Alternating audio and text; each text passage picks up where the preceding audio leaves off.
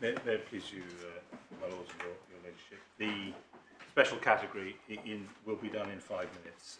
The essence of the point is in the skeleton, and I'm not going to repeat what is said there. I've touched on how we saw in Mr. James Mundy, Queen's Counsel, in the W case, talking about extraordinary cases falling into a special category. To make my point, I just want to fast forward 30 years to the Vice President's guidance in relation to medical treatment guidance authorised by the Honourable Mr. Justice Hayden, Vice President of the Court of Protection. That is to be found in the Authorities Bundle at page 660.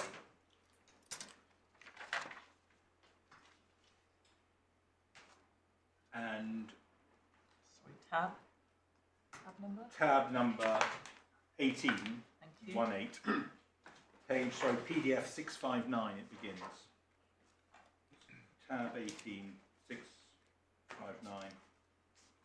Paragraph 1 explains that it's practice guidance where a decision relating to medical treatment arises where thought requires to be given to bring in an application to the Court of Protection.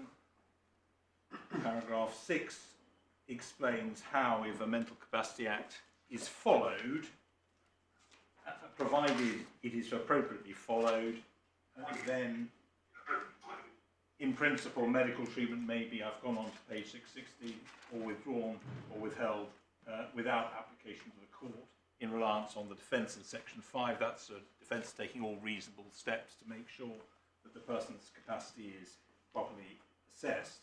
But I'm relying on situations where consideration should be given to bringing an application to court to identify before you that similar thoughts along the Mumby lines are reflected in this guidance. If at the conclusion of the decision-making process, there... Do we know what's causing the... which loudspeaker is the feedback coming from? I think it's just coming out of there. All right. I expect those sorted out outside. All I want to point out is that paragraph 8, 9 and 10 is what I'm looking at. If at the conclusion of the decision-making process there remains concerns, the way forward in any case is, and then there's a disjunctive list, A to D, finely balanced. Now I'm going to say, I appreciate this is about Court of Protection and concerns where a patient lacks capacity, but the process is one where, as you will see from paragraph 10, where that may be an issue in the proceedings.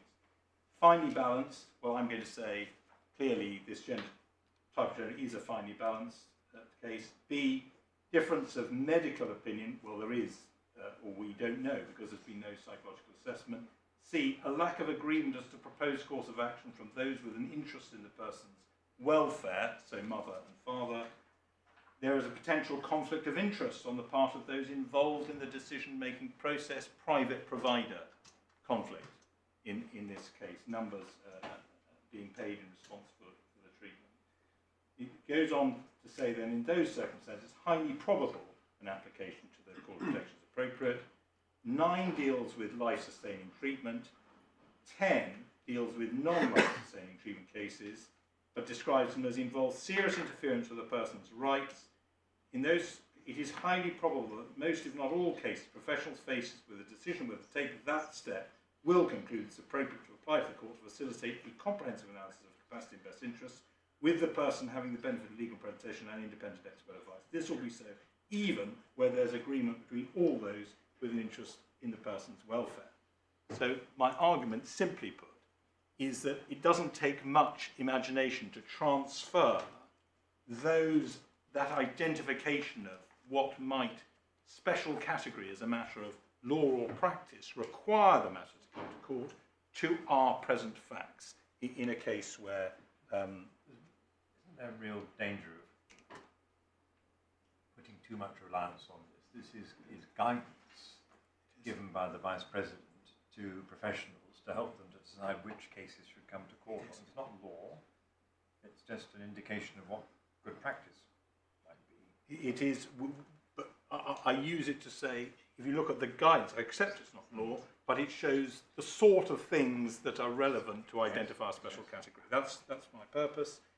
I then say, in relation to special category, and this is the skeleton, I'm not going to, because of time, go there, but A, B and C, D is a case where parents were in agreement that the child should commence puberty blocking treatment. And there was no disagreement, and the issue for the court was whether it needed to come to court in the presence of such agreement for puberty blocking. And the court said no, and the Court of Appeal in Bell said no special category for puberty blockers. In the course of her discussion of the cases, Mrs Justice Leven identifies the possible counter-arguments, because no counter-argument was being put by any party in that case, suggesting that it might fall into a special category, puberty blockers, and that that hadn't been fully considered, and concludes at the end of her judgment by saying that in the circumstances where parents consent, it's not in a special category. My case is, as per skeleton, things have moved on post AB, in particular in respect of puberty blockers. We know the harm or potential harm that those puberty blockers may have caused those children given puberty blockers in the intervening period. This is a case which is calling out for special category treatment while everything is up in the air. I'm not precluding the fact that after a period of time, things will settle down. But while we're where we are, it should be. And I give an example of the Australian approach. And I've given the passage references in the skeleton, in the case of Imogen, and if you follow through the Jamie and Kelvin references in the Mrs Justice Leven decision in A, B and C, D, and then pick up Imogen number 6 and the Watts decision in Australia, the real justification for why the Australian courts want what they call stage 2 treatment, which is hormone blocking treatment, to come to court. The real reason is because gender treatment is special. It doesn't say that in those terms, but that is the proper analysis of why that process has developed. And there's nothing wrong with that process, and every reason why this court might feel it's appropriate to adopt it. So to conclude, I began saying that there were important issues of law raised by the appeal and helpfully distilled into in the decision granting permission. The first issue is, was it premature, wrong, legally wrong, to adjourn? Sorry, to dismiss rather than adjourn. And my answer to that is, it was wrong, and my Lord Justice McFarlane has identified my argument in relation to error, pointing in particular to paragraph 60 of the judgment. And the same point has been made by... I don't think you need to go round the track again. I think. All right, well, I won't go down the track, but well, in which case, I'll sit down. Thank you. Thank you very much. Thank you, Mr. Hyam. Yes, Ms. Fotter. My Lords, my Lady, may I just outline what we would like to address, but of course to remind the Court that you have a full and detailed skeleton argument from Mr. Wilson and I, which is at page 611 of the core bundle, and the Court may know that Mr. Wilson appeared before Mrs Justice Judd. I don't intend, because we've gone some distance, I think, from the grounds in the discussions this morning, I don't intend to take the Court through the detail of the skeleton argument, but there are some matters that I'd like to amplify in our submissions. And in particular, I'd like to focus to some extent on the question which has arisen in discussions as to the necessity and propriety of an adjournment, and why, in the particular facts of this case, Mrs Justice Judd made the decision that she did. But I'd like, if I may, just to start by making a few global points in relation to the position that the first respondent father takes, both in the court below and in relation to this appeal, and then make a few points about Q, the young person who, of course, is at the centre of this appeal. It's very much the position of P, who is the father of this young person, that the court should be concerned with this young person's welfare. And of course he understands there are wider issues in relation to the treatment of trans adolescents, but he's very troubled by the way in which, at first instance, and indeed this court, this case is being seen as a vehicle to go behind the earlier decision of this court in Bell and Tavistock. And indeed, where my learned friend for the appellant ended was inviting this court to categorise adolescents requiring treatment for gender dysphoria as a special category. And that, of course, was the first instance decision in Appellant, which this court roundly rejected when the matter came up on appeal. So it is very concerning to my client that that is where this case is going, and my submissions are going to focus very much on the circumstances of this young person, the welfare of this young person, and the balancing exercise that Mrs Justice Judd undertook, which we say was an evaluative exercise driven in large measure by the very helpful and detailed evidence which she had from the children's guardian.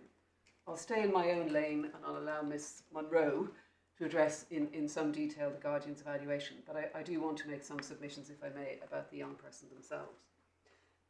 I also would like to address the court on some issues which arose in discussions about the service provider, Gender Plus, and in particular some updating information, because Gender Plus is two different separate organisations, of course, one being the assessment body and the other being the treatment body. And the treatment body is CQC registered, and I'd like to take the court, if I may, through the significance and the consequences of that. You're going to have to keep your voice up a bit, Miss Fottrell. I'm not very often told that, but I will do my best. Thank you very much. Yes, you were addressing your submissions to your notes. Well, I'll make sure I'm addressing them to the court. May I then start by just making a few general points about the young person with whom Mrs Judd was concerned. And this, of course, is highly relevant because in any of these cases, when one is dealing with medical treatment of any young person, but particularly one is dealing with medical treatment of a trans adolescent, the specific facts of the case are front and centre to the court's analysis. This was a young person who, at the time the decision was made, had turned 16. The court, I know, is aware of that. But the significance of that, in my submission, can't be ignored by this court, and it was not ignored by Mrs Justice Judd in the court below. The significance of that, of course, was that it took Q into a category of young people whose entitlement to make decisions about their medical treatment is mandated by statute. And that is an important delineation which is set down in the statute itself and which has been explored and endorsed by this court and by courts of first instance. And I'll say a little bit about that, but I think that's relatively uncontroversial in the context of the case. A second point to note about Q is at the time that Mrs Justice Judd was dealing with her decision, Q had identified as trans for 4 years, since November 2020.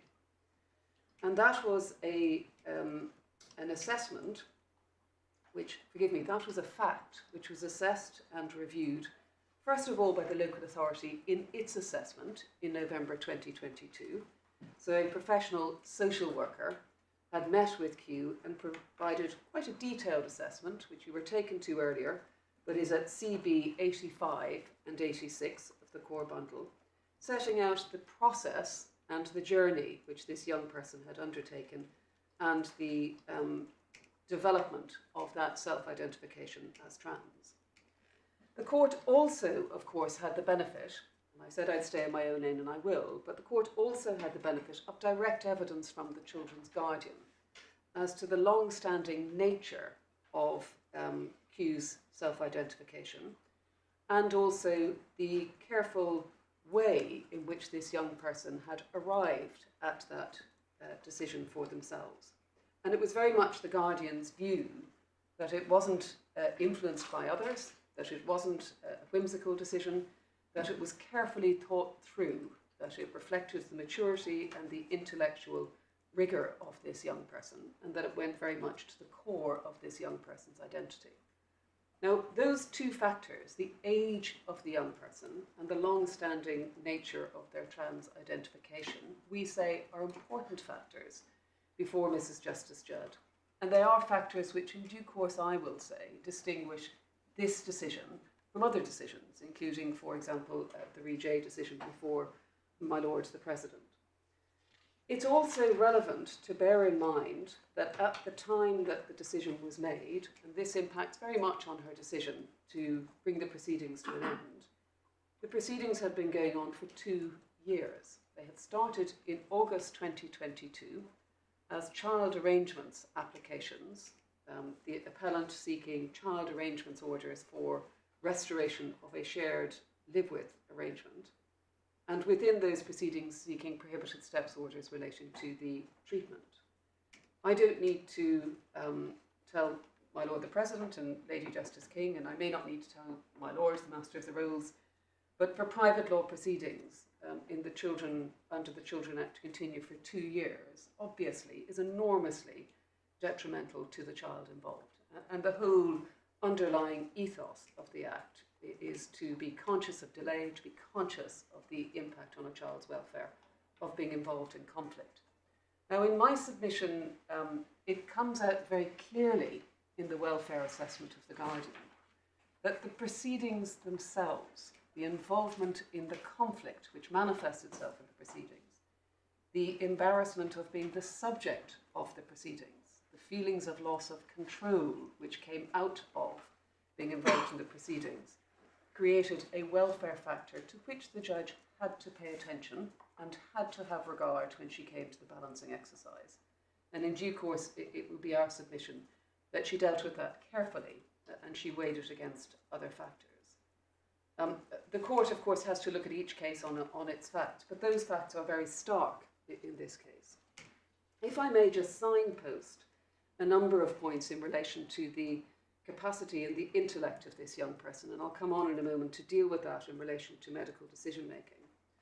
It is a feature of the evidence in this case, which the court saw and heard, that this young person was universally described by professionals involved with their care and assessment process as intelligent, articulate and insightful. In October 2022, an autism assessment was carried out, and that is at core bundle 37. At core bundle 38 of that assessment, the conclusion was that although Q had some traits associated with autism, no diagnosis was made. And that, in my submission, was helpful in terms of the assessment as to decision-making capacity and the existence, of course, of comorbidities. I mentioned the local authority assessment, that is November 2022, that's at CB 77, and of course a feature of that was the maturity and the insight and the articulate way in which Q presented. And for reference for the court, at CB 89, there is an observation that he presented as an articulate and insightful individual, that of course being 2 years before, or a year and a half before the decision was made by Mrs Justice Judd. A GP letter dated December 2022, and that's at core bundle 93 for the court's reference, referred to Q being knowledgeable and articulate. He was able to explain to me his beliefs about his gender, his hopes for the future, regards to transitioning to being male. And then, of course, the Guardian's evidence. And if I can signpost just a few paragraphs in the Guardian's evidence. First of all, the Guardian undertook 2 very detailed assessments in this case. In the first assessment, and this is at CB 112, paragraph 26, the Guardian recorded that Q's views were clear. He, the Guardian, observed that they were founded in well-reasoned evidence, informed arguments, and were clearly well-researched. I'm sorry, I was pausing for a minute because I could hear somebody shouting in the car park. That's different. At CB 112, same report, paragraph 26, the Guardian made an important observation, which we drew the court's attention to a moment ago, and that was the length of time that had elapsed between the first expression of gender non-conformity and gender questioning into a deep and strongly held view. And the Guardian again observed that Q was articulate. I'm at paragraph 26 of CB 112. C was articulate, reflective, comfortably able to demonstrate the concepts of cause and effect, and holds significant maturity in the sense that he is clear on the decisions he wants the court to make and the implications of such decisions.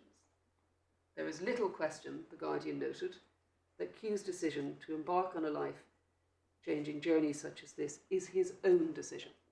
Now, I pause there because, of course, part of the mother's case at first instance was that Q was either influenced by some sort of contaminant socially, or that Q was being pressured by the father in terms of the position that Q took. But of course the guardian's assessment of that was that was not accurate, that Q held their own views.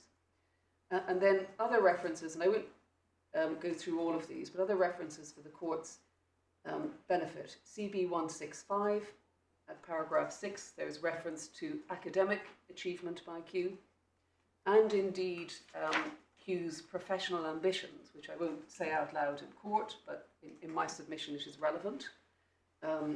Q's professional ambitions and interests. Which and that is paragraph are you on? paragraph 6.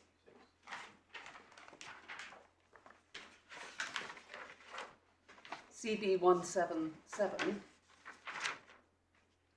a reference to Q's ability to manage their own complex emotions and responses to others in the context of the proceedings. And then at CB 178, paragraph 39, the Guardian sets out a holistic consideration of all of those elements which the Guardian had reviewed in the first and second reports. Now, the relevance and the importance of those assessments in my submission is that Mrs Justice Judd had a clear thread running through assessments by a range of professionals going over a period of 2 years as to the intelligence and maturity of this young person, as to the strength and depth of their expressed wishes and feelings, as to their resilience and their capacity to make decisions, but also as to the impact of the proceedings on the young person. And that evidence in my submission was crucial when the judge came to make a welfare decision, both as to the necessity for orders around assessment and treatment, and the question of whether she should have adjourned the proceedings. And I'll come back to that in a moment, if I may. Now, moving on then to look at this question of the way in which the judge approached the decision. There's been much discussion as to what information the judge had about the treatment provider and whether or not the judge had information and material about the CAS review, that being quite an early stage of that process. And can I deal with this, first of all, generally, and then can I take the court to the judgment itself? At the time when Mrs Justice Judd made her decision, she had before her a range of evidence as to the process whereby the clinic assessed a young person for treatment. And that was set out in a number of letters and communications between the judge and the court. You were taken, I think, by my learned friend this morning to some of those, but if I can, I'd like to take the court through all of them. There are 4 letters between the court and the clinic, as it were. The first is dated the 13th of September, and you will find that in the supplementary bundle at page 229.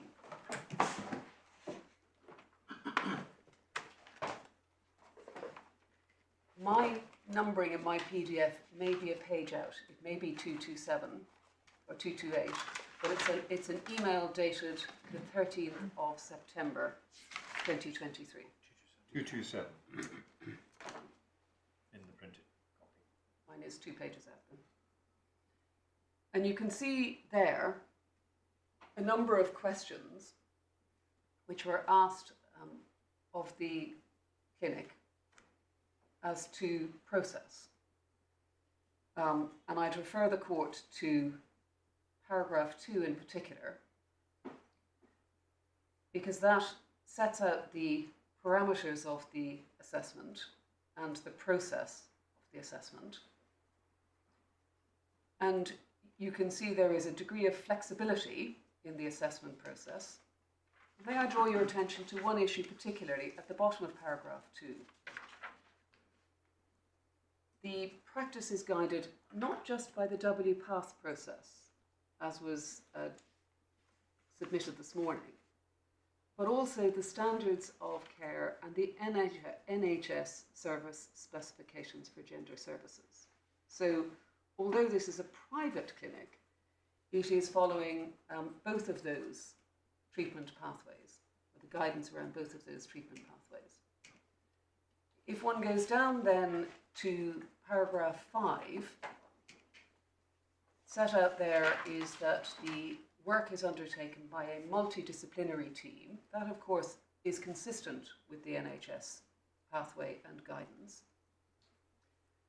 Paragraph 6, the professionals working in the service are regulated by their respective professional bodies. That is the same as those working within the NHS. And then you can see at the time this letter was written, this email was written, which was September 2023, at that time, the hormone clinic, which was the treatment provider as opposed to the assessment provider, the hormone treatment was undergoing CQC registration. That registration was completed in January of 2024, for the court's information, and in December of 2024, there was the first inspection by the CQC of the hormone treatment service. Now, the court doesn't have that document. We say the court perhaps should see that document. We'd be happy to send it through. We've sent it through to the other parties. But it may be helpful to bear in mind a number of different things which arise from that information. The pathway which is followed, the assessment pathway, is the same pathway as would be followed within the NHS. The professionals providing or participating... Well, I mean, it wouldn't be followed within the NHS because the NHS has directed there be no further referrals until 18. So, well, I mean, what you have to address, Ms. Fottrell, if I may respectfully suggest, is the argument that the CAS report was a watershed and led to changes in NHS practice, which has created a divergence between private healthcare and NHS healthcare, which makes it very difficult in advance to be able to say what the judge said at paragraph 61, which is, I don't think there's any realistic basis on which I would override Q's consent to treatment by a regulated provider or clinician in this country, bearing in mind the medical, the new material that one sees in the CAS report about the development of the human brain through adolescence and the qualities that gender dysphoria, or whatever we're to call it now, is can give an impulsion, really, to want the treatment. And in the light of those factors, what Mr. Hyam has submitted to us is that it's really those factors that make what he calls his special category. But whether he gets into a special category or not distinguishes him from Bell and puts him in a position where he could say the discretion that was exercised at paragraphs 57 to 61 to refuse to adjourn the case was the least best, was not the best option for those reasons. And that's, I think, you know, I fully accept all you say about the evidence about the child. The child is obviously commendable in many, many ways. But the question is whether even accepting the child is accepted as competent and would have capacity in the normal sense, no mental health defects. These new materials, at this particular juncture, 1 week after the CAS report landed on everybody's desks, should have led the judge to consider keeping a handle on this case for 6 months longer, effectively. Now that's what I think you've got to address, and obviously we are a bit short of time, and I'm really Yes.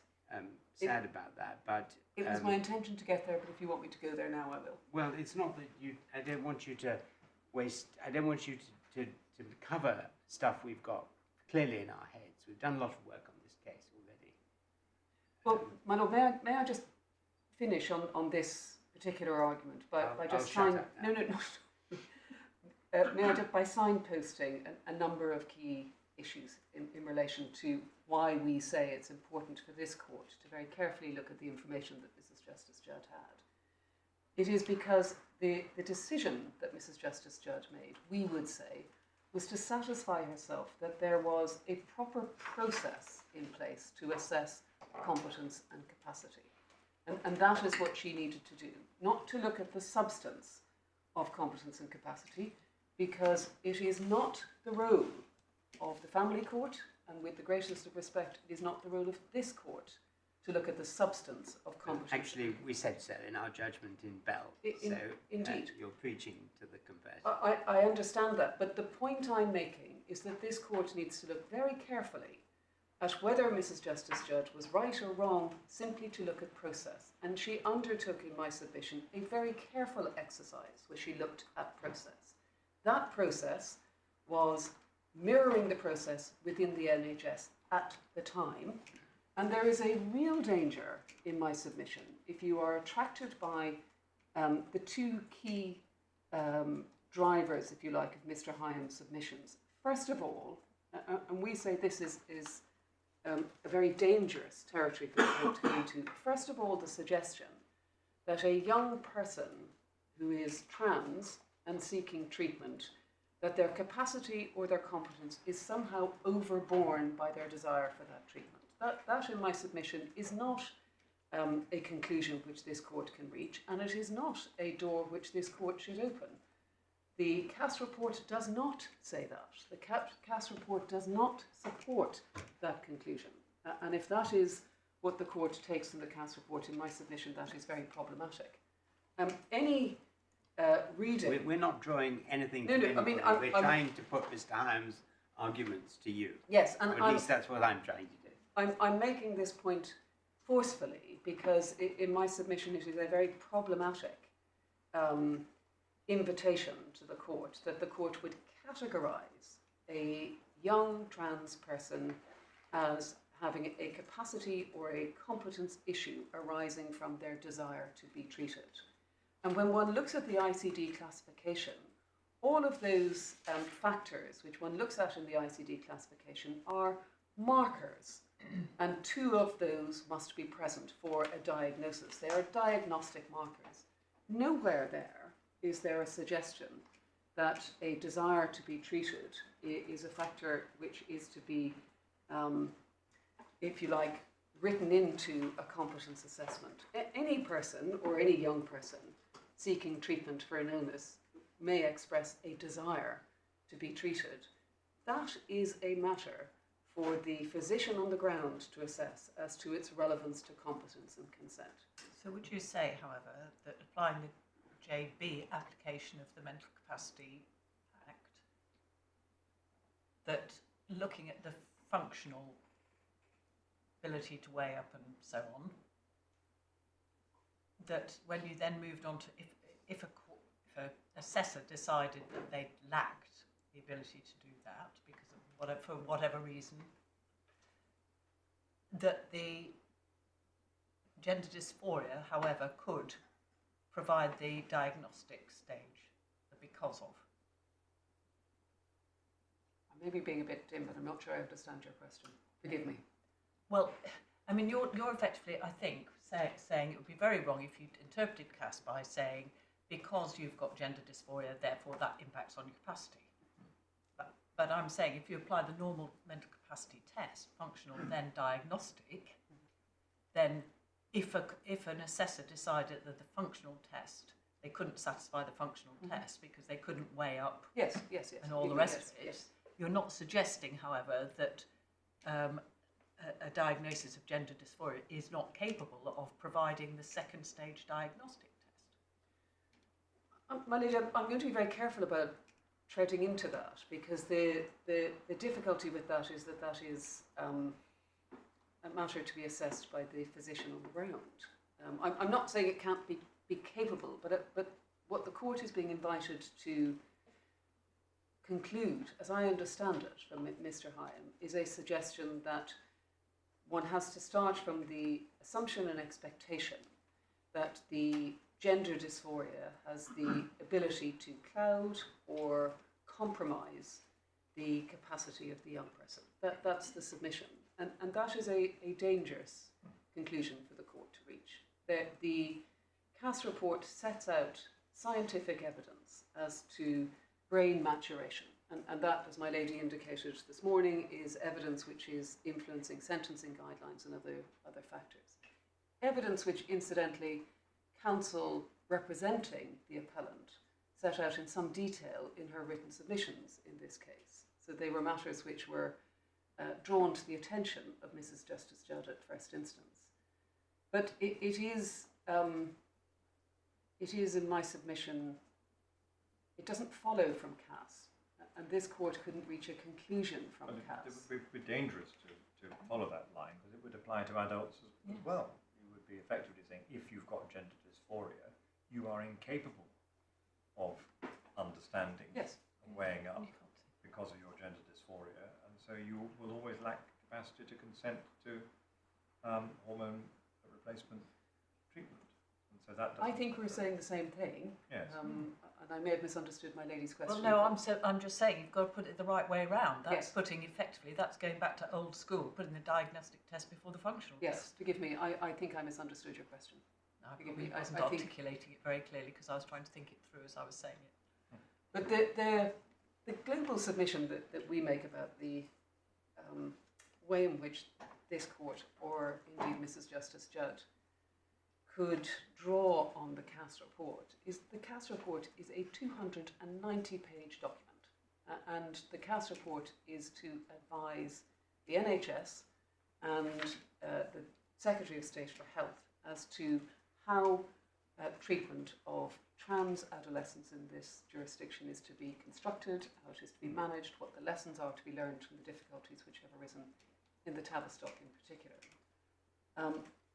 It is not a document out of which one can cherry pick certain provisions and say that because the CAS report says this, then a family court cannot bring the proceedings to an end. I wonder where if, the judge has carried I wonder out if her own I've not assessment been of clear process. in explaining what Mr. Hyam, anyway, as far as I understood him, was saying. What he was saying was not that the CAS report says this treatment can't go ahead, because it doesn't. But it's the distinction between what is going on in the NHS as a result of the CAS report and what is going on in private care as a result, well, not as a result, but what is going on, puts a fork in the road which was not previously there. Nobody is saying that there is any strict rule arising from the CAS report as to anything, and certainly not as to the capacity of persons suffering from gender dysphoria. But that puts the position at that stage as something unusual, something new, and he says should have led Mrs. Justice Judd to weigh the matter slightly differently when deciding whether to close down the proceedings. Obviously, the best interests of the child were the most important thing, the welfare of the child, but closing the proceedings meant that you couldn't look at it when things had developed more, where they were in a position of flux. And as we see, flux has continued since then, many developments since April. So that's the point I was putting to you. Well, I think there are 2 points to make in relation to that. I've already highlighted the relevance and importance of the exercise that she took, satisfying herself as to process. And that is relevant. She satisfied herself as to process, that there was an appropriate process in place within Gender Plus, an appropriate multidisciplinary process in place. And of course, she did that in the context that this court in Appellant Tavistock reached a similar conclusion, that Mrs Justice Leaven in A and B reached a similar conclusion, namely that although the Cass report may have introduced a pause in NHS provision, that of course was done through the agency of the Secretary of State. The Secretary of State did not introduce a pause in relation to private healthcare provision. So that option was there and it was not taken. That option is still there and has not been taken. The second point that we would make in relation to that is, of course, you can't ignore the fact that, and this court hasn't in the past ignored the fact, that there is other regulation and oversight. And that is relevant. And one of the reasons I was taking the court to the evidence that was before Mrs Justice Judd is there was CQC regulation and oversight. There is regulation and oversight by professional bodies.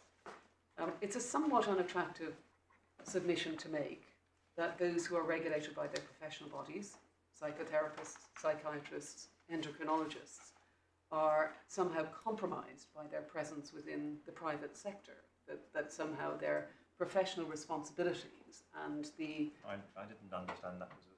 Well, if that wasn't the suggestion, then fine, but my understanding of taking the court to Mr Justice Hayden's guidelines was to identify how those might be relevant, and one factor which was identified was the possibility of an agency being compromised, a private agency being in some way compromised because it had a vested interest.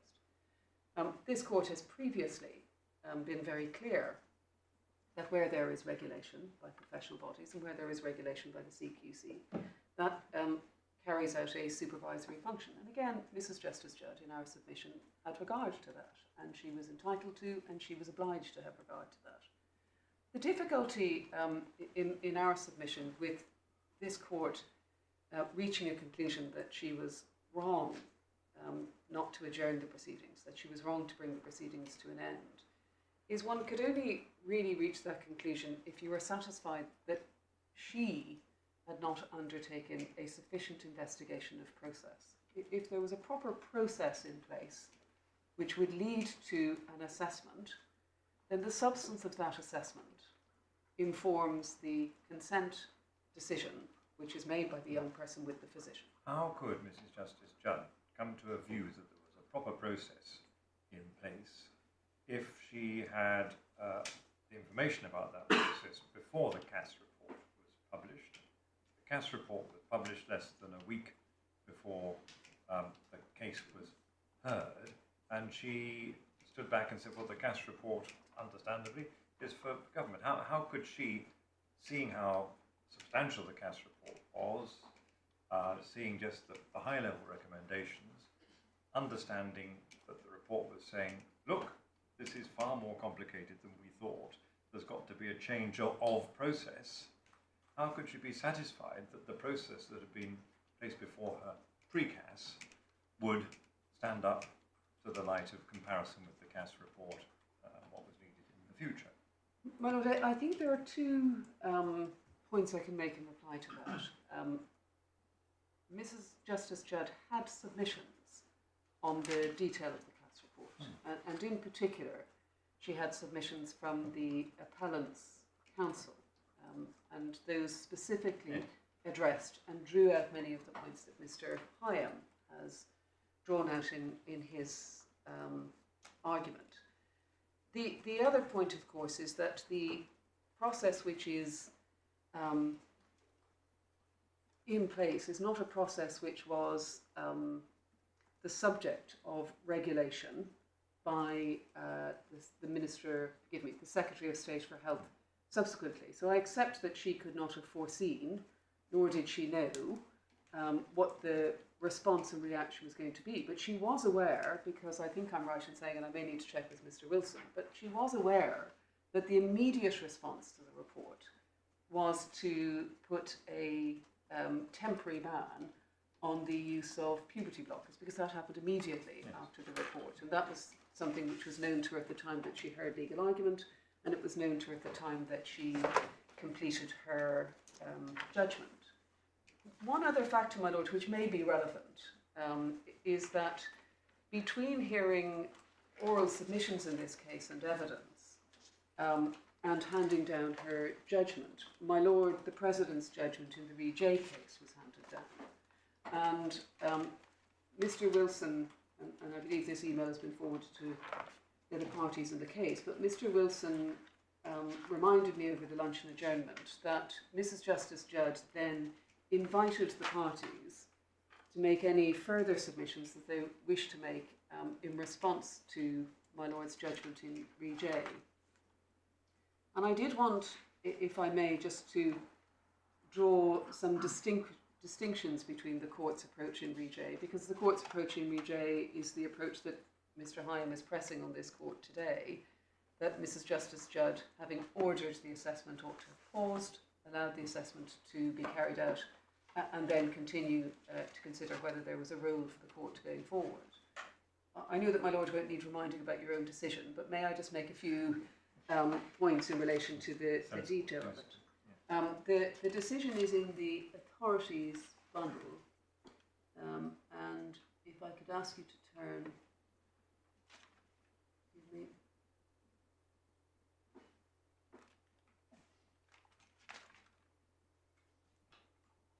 So there was a number of distinguishing characteristics between that decision and this decision. Do you have a page number? Sorry.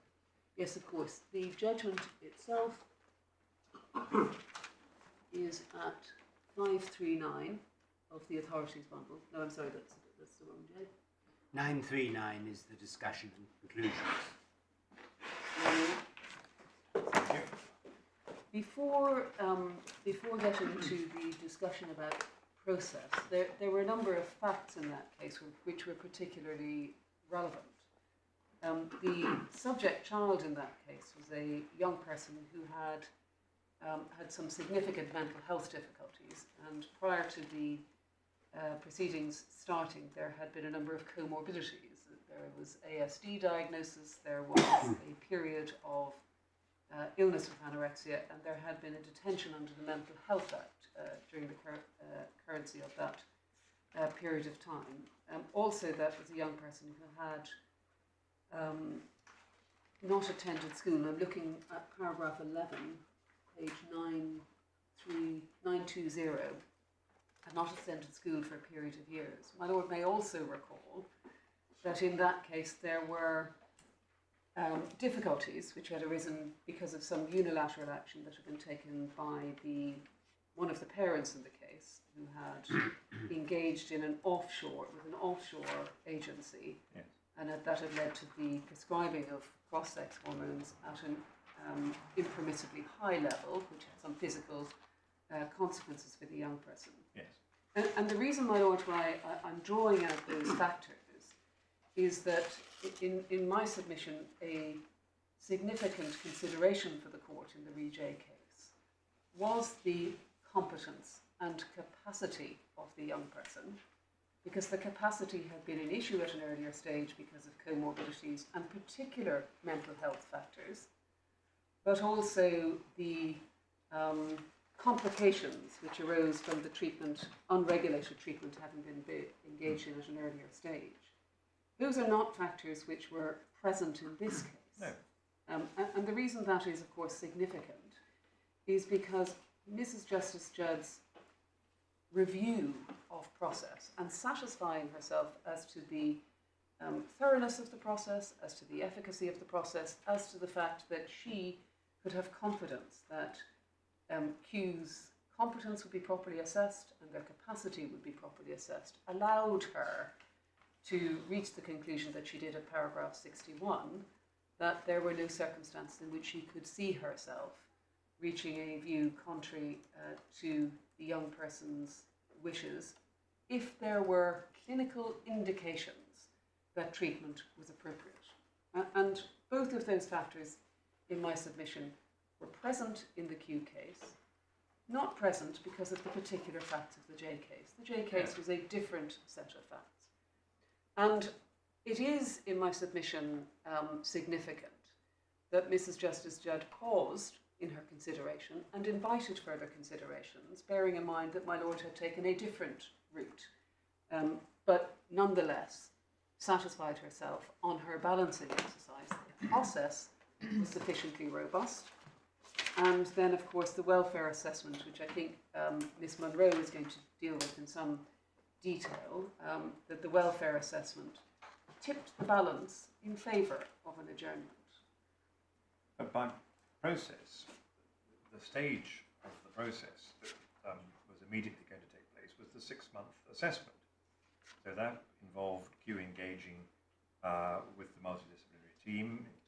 It involved, no doubt, a full diagnosis of whether gender dysphoria was established or not, and then the crucial evaluation of his consent to the treatment. And as we've established through Mr. Hyam's submissions this morning, looking at all the boxes and everything, is a complicated, I call it a tricky decision.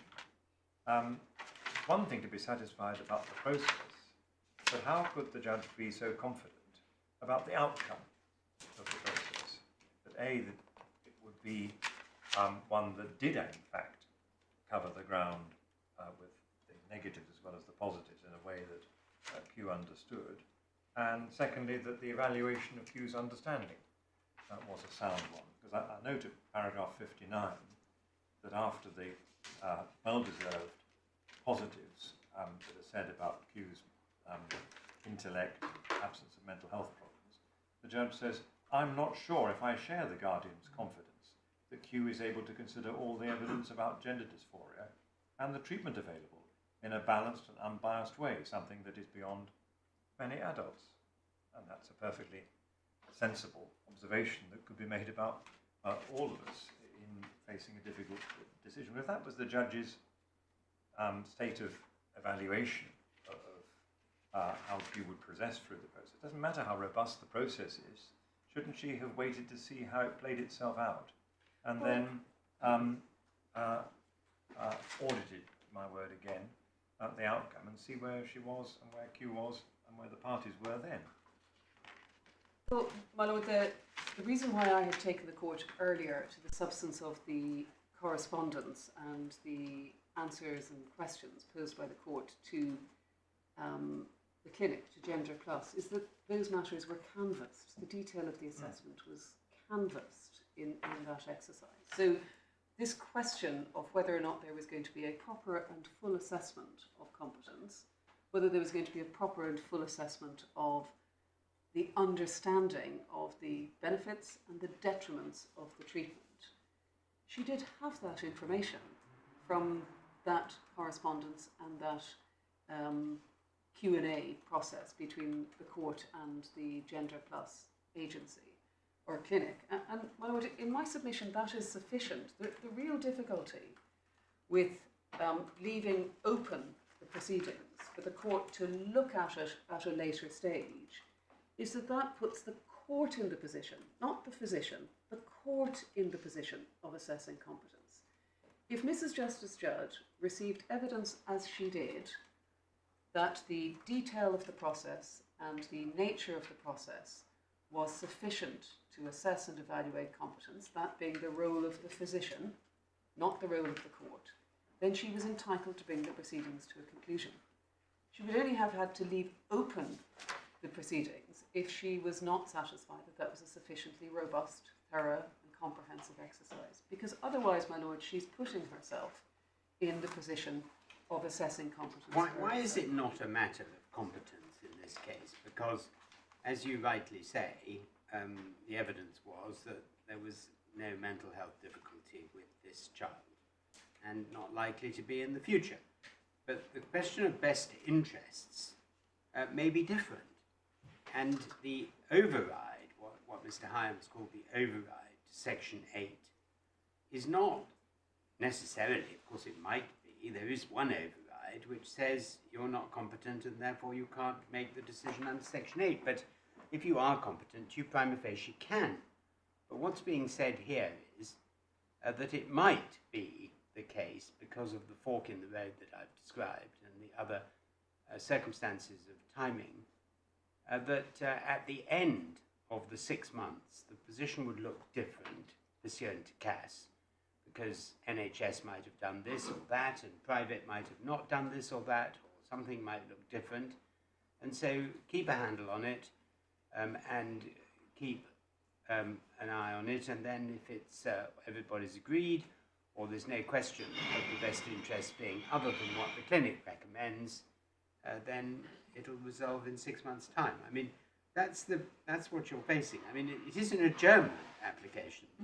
It's not an application for some final order. It's very much holding the ring.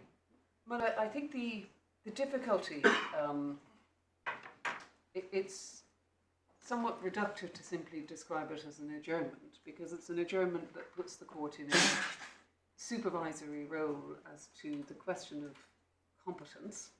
And that, in my submission, that's is exactly what I've just put to you. No, It's not. my lord, I understand that is a view that the court has put to me. What I'm submitting to the court is that it is, in fact, putting the court in a position of overseeing competence.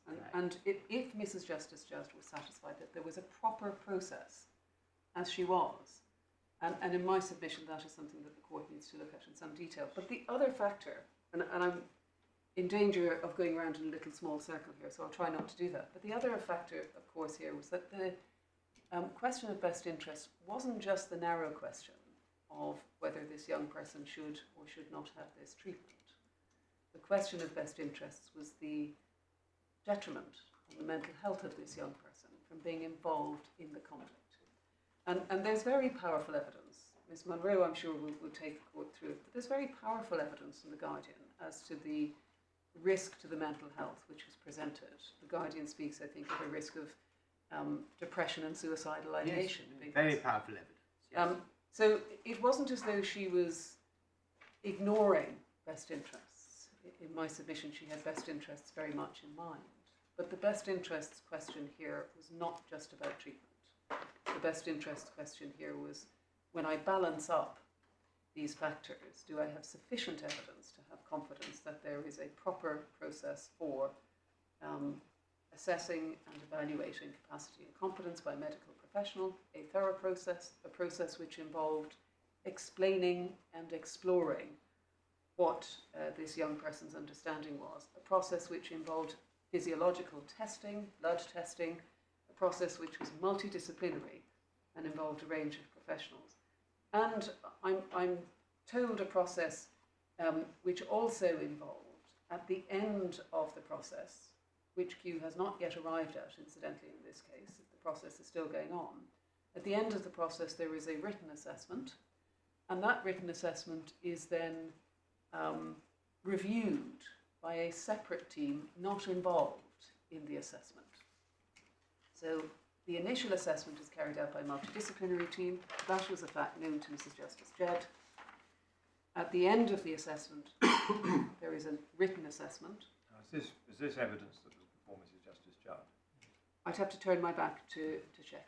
So this was alerted by the fact that it was before that. It's in page 234 and 235. There's been the letters which were before the court.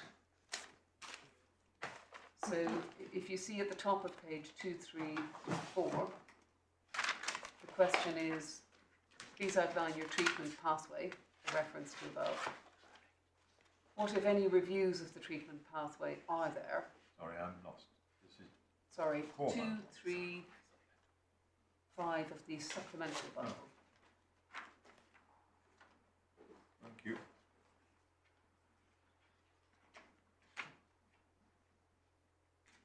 So MDT, multidisciplinary meetings, take place regularly. And then where, for those that are adjudged to be likely to be appropriate for hormone treatment referral, their case will be presented at one of those meetings to undergo an MDT review of the assessment process and assessment outcome. That review is undertaken by a different team.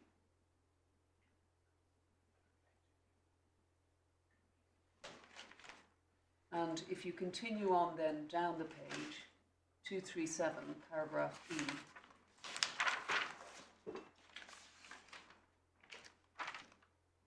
And if I'm just catching up, the second, the review, Yes.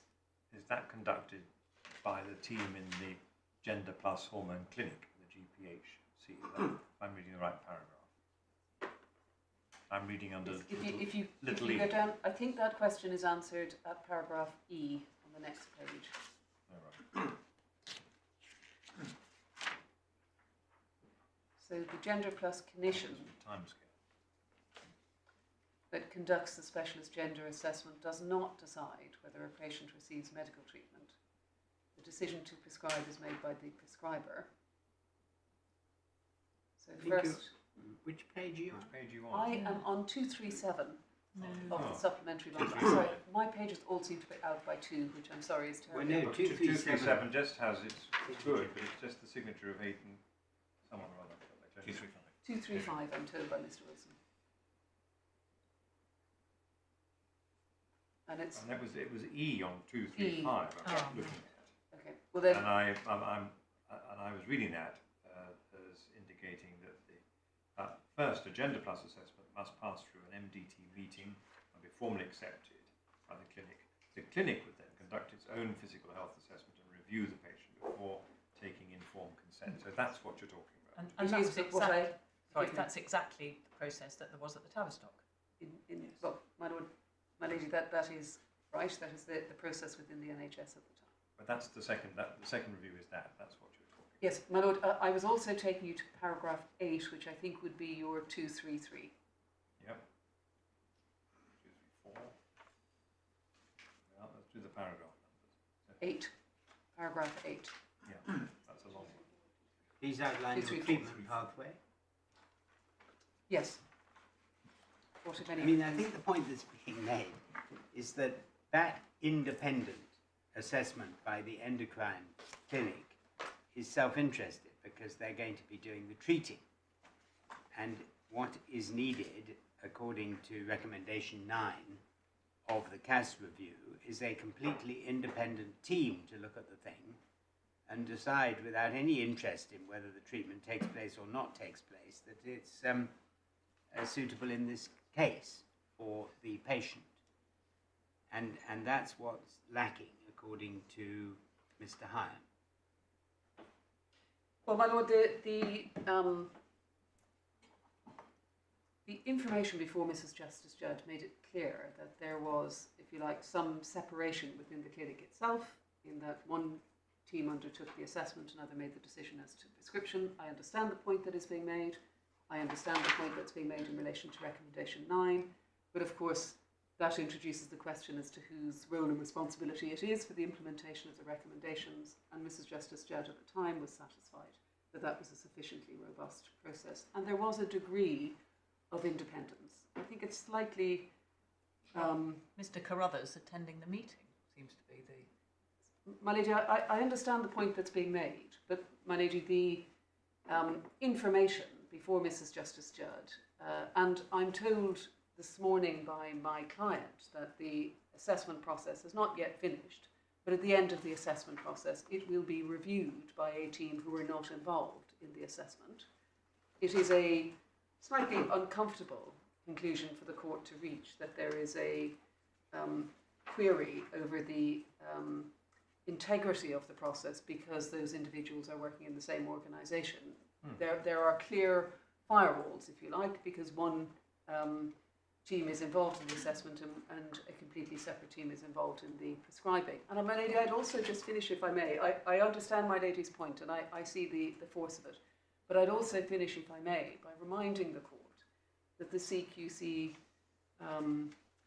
review, which was undertaken and published earlier this month, went through this entire process and gave the clinic an outstanding rating.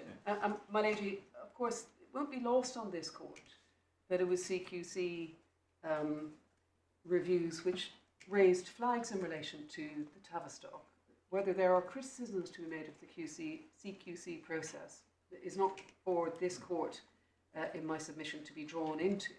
That is the statutory body which is For my charged with part, it would seem to undertaking. me that the clinic, if we're talking about vested interest, has a vested interest in not losing its CQC registration. And So they have a vested interest in doing this second review properly and only taking someone into their treatment if they are professionally satisfied that that is the right thing.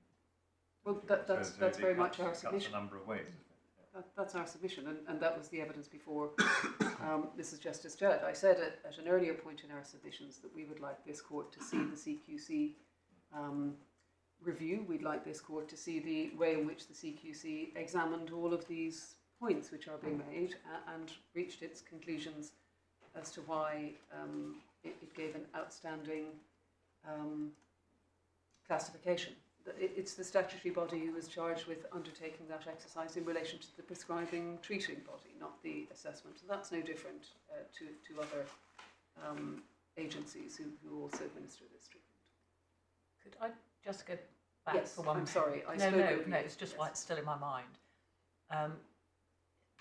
You said before you went to my Lord the President's case in J about the puberty blockers being immediately put on the hold, and of course we know now that's a permanent thing. But I am concerned about the fact that by the letter of the 9th of April, we now know the immediate effect was to defer offering first appointments to patients under 18 as an immediate response. So no referrals even for an assessment, let alone for prescription of puberty blockers. Now that, I'm told, was a document before the judge. Are we told that? I think you said, sorry, I thought I was the judge told. refers so to a sorry. document from Scotland, but not from England. No, what I meant, it referred to the judge, but not referred by the judge. Well, I don't know that we Did were she told not have that. it? I don't think Mr Wilson, and I can hear him. Oh, I'm so Mr. sorry. Butter, I don't think it misunderstood was this before the morning. judge. No. I don't think it had happened then. No, it had, because 9th of had. April, the hearing was on the 17th. I thought that was Because just a ban on puberty. the letter was written on the eve of the CAS report Yes. being published. Exactly. Yeah, that's We're not. I think Mr Wilson would like to check. We're not Yes, no, I'm entirely not, sure whether but she I had. wasn't, I'm just purely, I hadn't taken it, I was waiting to hear that it had been referred to the judge or not, but I hadn't heard that. Well, we may be able to answer that question. Right. Justice. Okay. Was my lady going to ask me something? Well, I was about going it? to say, would it not be relevant for the judge to take into consideration the fact that the course that was being proposed, process, as you put it, that was being proposed, was a process which was, from the National Health Service perspective, not one which could be adopted. Well, my lady, it's a slightly tricky position in terms of extrapolating from a decision by the Secretary of State for Health to suspend treatment in the NHS, to say that that treatment can't and should not take place in a private context. If that's not, I don't think If that's that's- what I was saying. I forgive me. think I was asking whether or not it was not something that should have been taken into account by the judge in considering whether to approve, if you put it, the process and to let the case go. my lady, my reading of the judge's engagement, as it were, with the CAS report was that she acknowledged the detail of it. She acknowledged the fact that it amplified concerns which had been present in Bell and Tavistock. It amplified concerns which are well known to anybody who engages with questions around treatment of trans adolescents. What she doesn't refer to is the consequences or the specifics of any application or interpretation of that report. So somebody will tell us whether she had that information before her. If my lady's point is that she can't be criticised for not differentiating between an NHS, a suspension of NHS treatment and continuing to consider private process because she was not aware that the NHS treatment was suspended, then I accept that as a point, that if the information wasn't before her, it wasn't before her. But perhaps there's a need to look at this slightly differently, which is if the information was before her, would she have been wrong to That was permit my the assessment? point. Yes. No, not whether she'd been wrong to permit the assessment, but would she have been wrong to dismiss the proceedings once that, because of course the mother had agreed to the assessment, so, and the father obviously agreed to the assessment, the boy wanted the assessment. Given that it would not have been permitted under the National Health Service, and this was a new clinic which couldn't offer all the services, we're going around the houses there, would she have been wrong to dismiss the proceedings? Well, Melody, our submission in relation to that would be, first of all, I go back to the points I made about welfare, that those are factors in this case anyway. So it isn't just a standalone treatment decision. It's also about the welfare impact of the proceedings per se. A second point, which may or may not be helpful, is that she was dealing with, insofar, well, if she was aware that that decision had been made in relation to the NHS, it hadn't been extended to private providers. So it was lawful and possible for a young person to have that treatment through a private provider. The Secretary of State had not decided to prevent private providers from offering that treatment, and therefore she had to interrogate the process that the private provider was following, and she undertook that exercise. And in my submission, in our submission, that was a thorough exercise which allowed her to be satisfied that consent, capacity, and the... Did this organisation exist then, or was it set up after the CAS review? My lady, I think there is an answer to that. No, it can't be set up after the CAS review. I'm sorry, beg your pardon. There's an answer to that, I think, in the evidence and in the material which had been sent by... No, well, obviously it was in existence because it was there before. It was there before. And in fact, I think my Lord, the President's judgment in Re J tracks through the gender GP that's difficulties and the gender plus issues. Yeah. So just so that you know what I was referring to, the last sentence of paragraph 58 of the judgment, the judge says, it would not be right for me to comment all this, that's the CAF's report, but I note that some of the recommendations have already led to changes. For example, NHS Scotland have very recently announced that those who are under 18 will not be prescribed hormones. Well, if she'd been told NHS England, she would have said.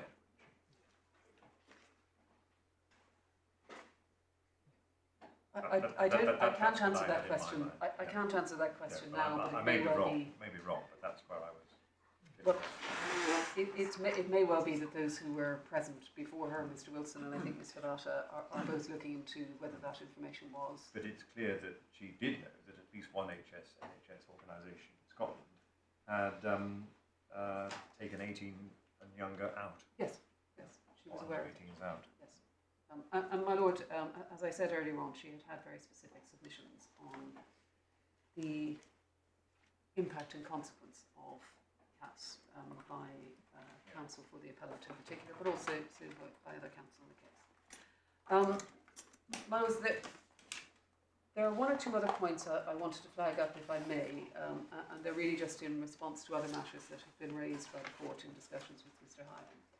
Hyden. In relation to the relevance and importance of parental responsibility, I don't intend, because it's well canvassed in our skeleton, and I don't think it's controversial between the parties, to take the court through the detail of Section 8 or those decisions where Section 8 has been considered, the REW decision and other decisions, or the authorities from the Supreme Court, in particular Burke, as to the role of the physician. But it might be helpful just to remind the court in relation to the exercise of parental responsibility for a young person who has passed the age of 16 and is seeking medical treatment which a parent may object to. And I just wanted to signpost you, if I may, to Axon, the decision of Axon, which was a revisiting, of course, of Gillick, and in particular the judgment of Mr. Justice Silber.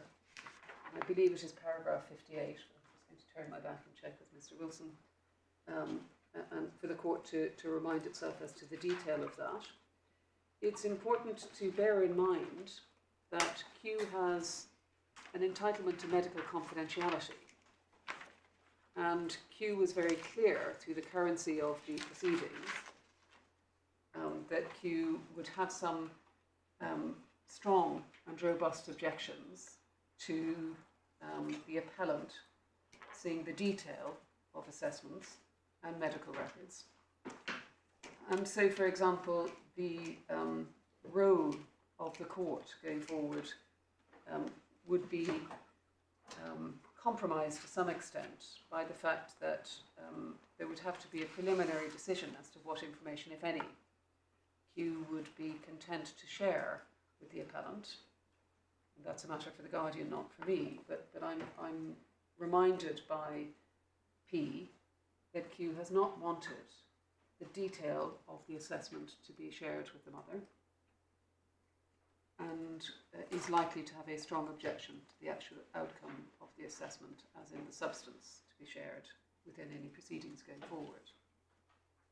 And that, of course, goes back to the core of Mrs Justice Judd's judgment. If there's a clinical indicator that treatment is appropriate for this young person, and the clinician is satisfied as to competence and capacity, Mrs Justice Judd was entitled to reach the conclusion that she could not foresee circumstances in which she would override Q's wishes or feelings in relation to that, or Q's decision in relation to that. May I turn my back for a moment to see if there's anything further? Yes.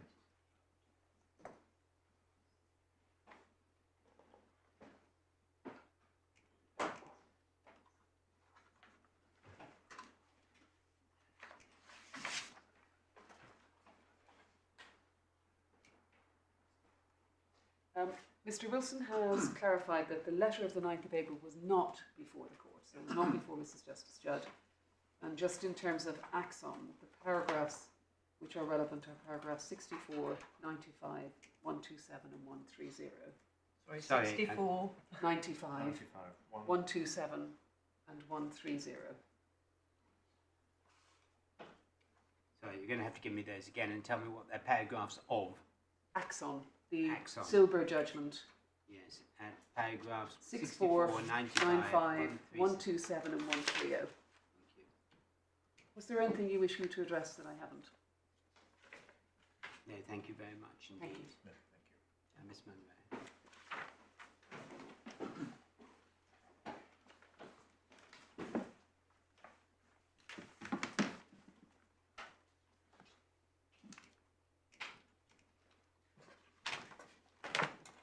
My Lordships, my Ladyship, I appear obviously today on behalf of the young person Q through his children's guardian, Mr Traynor. The guardian and Q's solicitor, Miss Salway, both attend today remotely, and they've been listening intently and keenly to all that's been said today. I'm also both extremely well and gratefully assisted today by counsel Miss Emma Favata, who appeared in the court below, and whose involvement in this case, in fact, predates other parties being represented. She was at one stage the only legally represented advocate party with an advocate when the parents were acting in person. And her knowledge of the case, both in terms of its legal and factual issues, has been of invaluable assistance to me and in preparing for today. The court will have seen, and I'm grateful that the court has read our skeleton argument. And obviously, I'm mindful of the time. I won't be repeating great chunks of that, but perhaps dealing with two main areas. Before I do, may I say by way of introduction, something that has very much informed the Guardian in terms of how he's approached this case and the task in hand.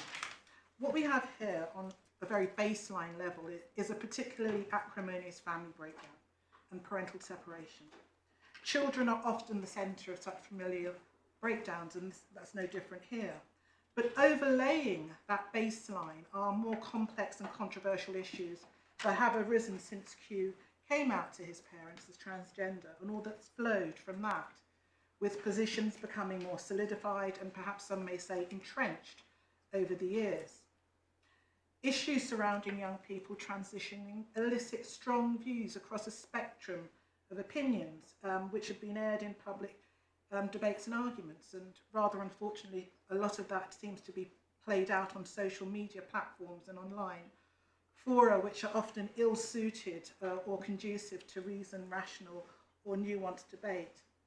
But as has very rightly been pointed out, this appeal does raise important matters which are of considerable public interest.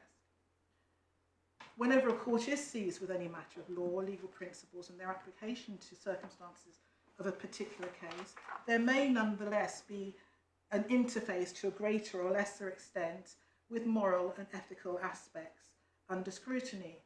However, this court, and indeed any courtroom, is not and can never be the battleground for wider ideological and political debates. The Guardian has very much approached his task in hand in this case with those matters in mind. And we say that he has approached it with diligence and in accordance with the parameters of his role. He also hopes with fairness and respect, not only to Q, but to his parents as well. Bearing in mind the submissions that we have heard thus far today, we feel that perhaps it may be most helpful if I address the court in two respects. Firstly, and I hope I can do this fairly succinctly, addressing some of the points raised, particularly by the appellant, specifically in respect of the Guardian. And then secondly, a closer look at the Guardian's welfare analysis. First point. Now, it was mentioned this morning that the Guardian, in his analysis and response, quote, says nothing about the irreversible consequences that could be at play here. And it is also noted that there is no assessment by a child and adolescent psychiatrist. The Guardian not only has provided for the final hearing a very detailed analysis, but it was an addendum, and the Guardian gave evidence. So the court below had the advantage of both written and detailed oral evidence, and of course the parties had an opportunity to cross-examine the Guardian, both in his analysis and in his oral evidence, made it very clear that his role as a Guardian is limited in that sense that he's not an expert, he's not a doctor, he's not in a position to weigh up the pros and cons of long-term treatment, and that was not part of his function. And he gave that evidence at the final hearing, and it's in his first, I think it's in the first analysis, points out that there isn't a child and adolescent psychiatrist, and we know how that has come about, but that piece of evidence isn't and wasn't available to the judge.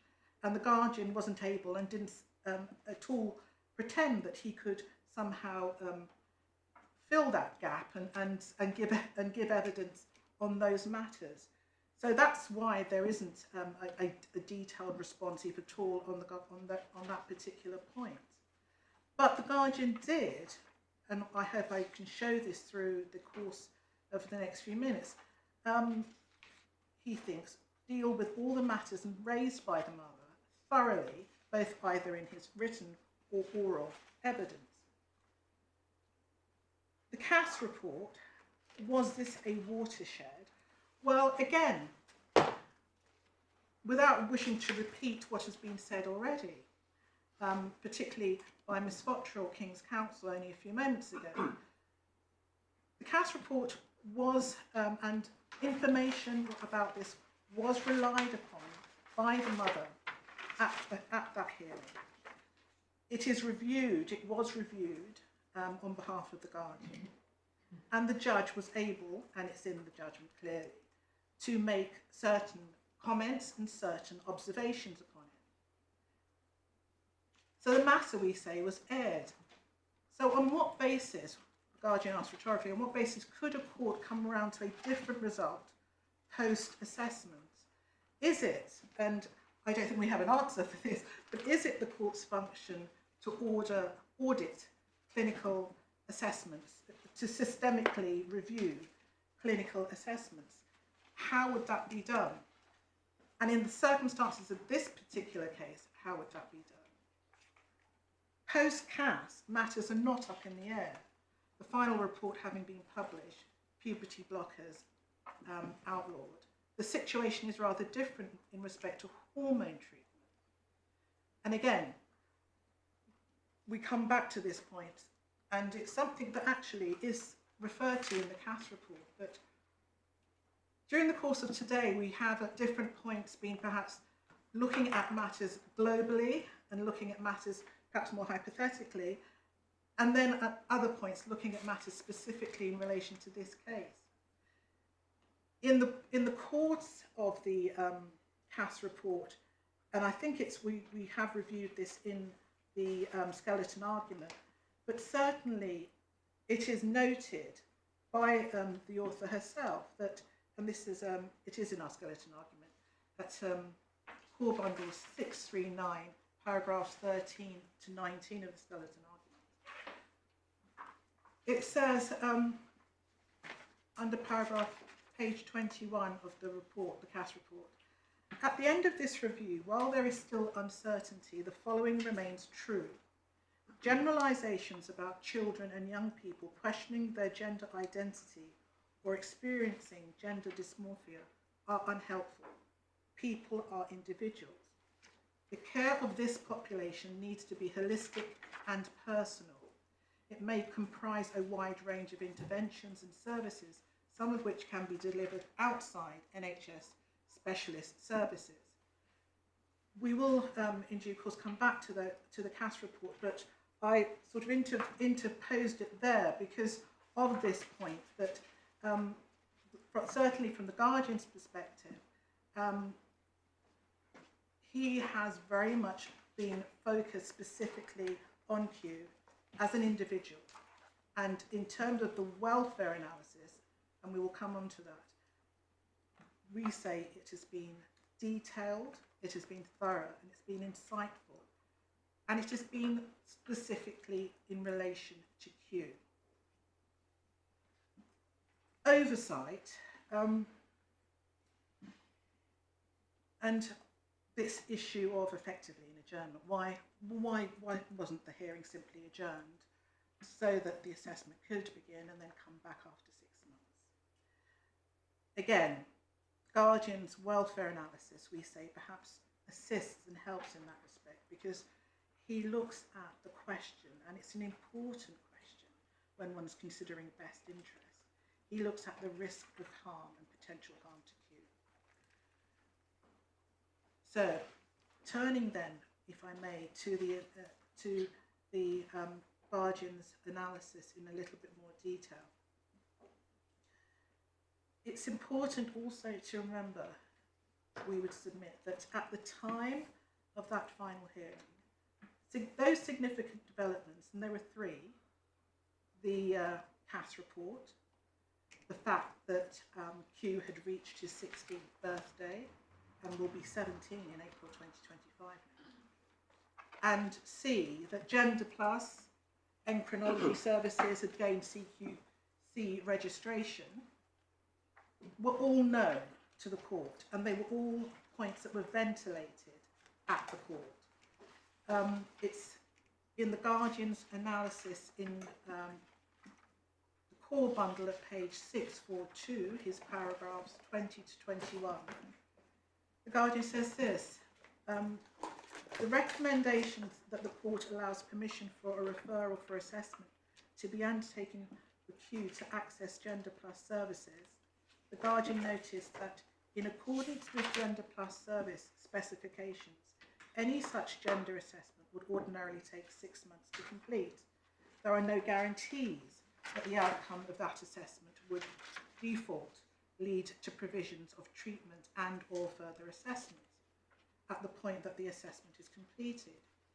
Q would be beyond the age of 16 and would be able to make an informed decision about such provisions without requiring intervention of the court in doing so. That's at paragraph 63, the final analysis and recommendation. So that point, and it's an important point, was ventilated, as I say, in the written document from the Guardian, but also when he gave his oral evidence at the final hearing. Turning then to the Cass review and what was said about it at the final hearing. The interim report was dated March and was known, March the 10th, and was known and referenced during the proceedings. As I've said earlier, the final report has explicitly outlawed puberty blockers, but that is not what is under consideration in this case. We're talking about hormone treatment. We've set out at paragraphs 13 to 19 of the skeleton in the core bundle 639, what we say are the key observations relevant to the Cass review. The court has been taken, understandably, to extensive parts of the review this morning. The Guardian, as I said, and has listened intently to that. But that does not alter, in terms of the recommendations and the summaries of his own analysis and those in our skeleton arguments, our position. It's important to understand what was the purpose of the Cass review.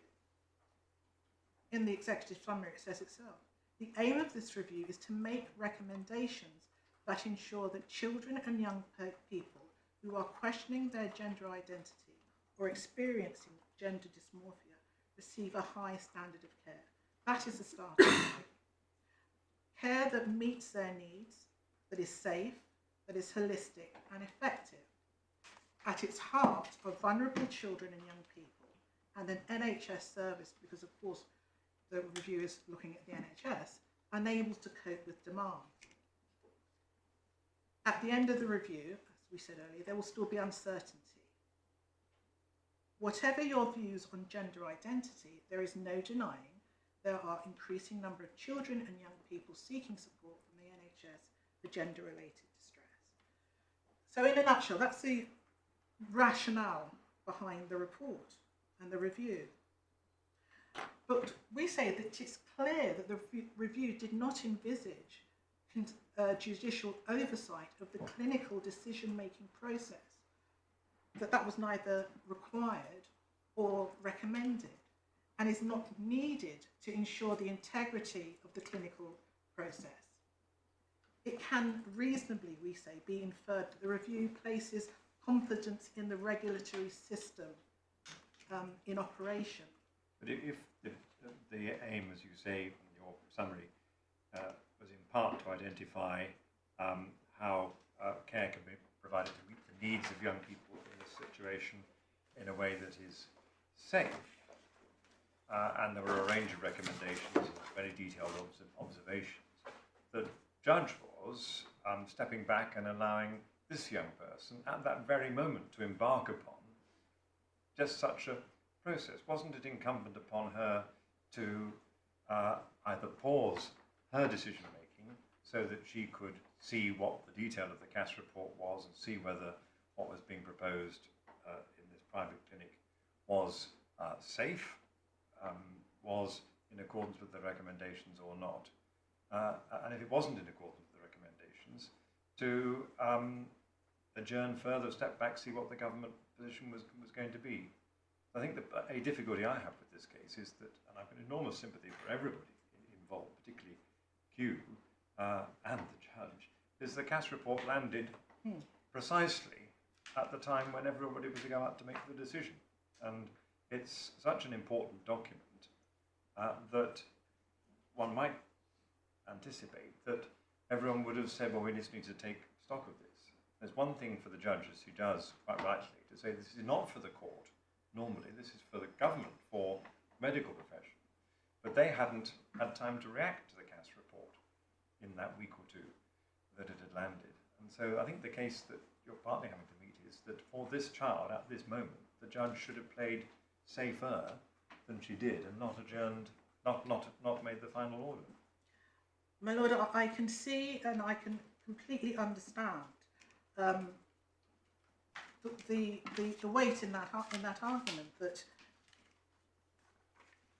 the judge could have said, let's pause, let's wait and see, let's see what other, in particular government and other organisations may say. But from the judge's perspective, and any judge dealing in the family division, she wasn't dealing solely with a hypothetical situation. She was dealing with a real child, and a guardian's welfare analysis in terms of risk if the matters were prolonged, that had to be weighed into the balance of best interest. It's clear that the judge, after she's dealt with the focus on the gender assessment and the potential treatment, seeks to do, in any event, I find it's in Q's best interest to bring these proceedings to an end, and she gives her reasons. And so I've read that as there being a finding by the judge that there are strong welfare reasons for just closing this down and letting Q get on with the difficult job of moving forward through the assessment that everyone was agreed should be undertaken. Well, Lord, exactly. And it's at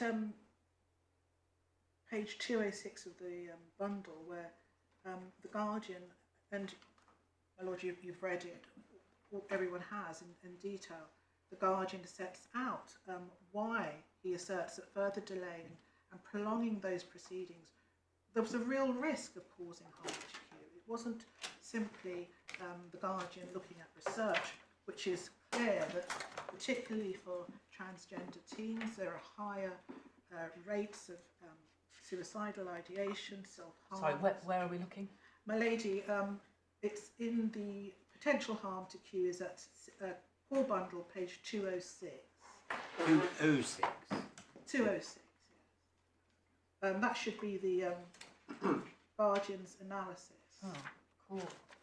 Or is I don't mean 106. Sorry, say 206, the CAS report. Right, Oh, it should first be- Guardian's report. It's guardian's report. I'm sorry, my lady. It should be guardian's child impact analysis, and his first report begins All right, at 106. paragraph. At paragraph 2, at page 106 of the core bundle. Thank you very much.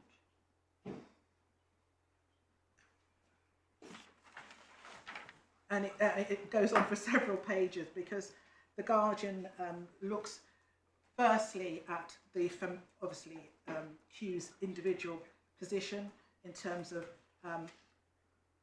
work that has been done, any intervention that has been done with him from outside agencies, looks at the family, the role that the family dynamics have played, and then what Q himself has said about wishing to embark upon the journey, a journey that is complex, lengthy and difficult, looks at also a brief summary of how Q has dealt with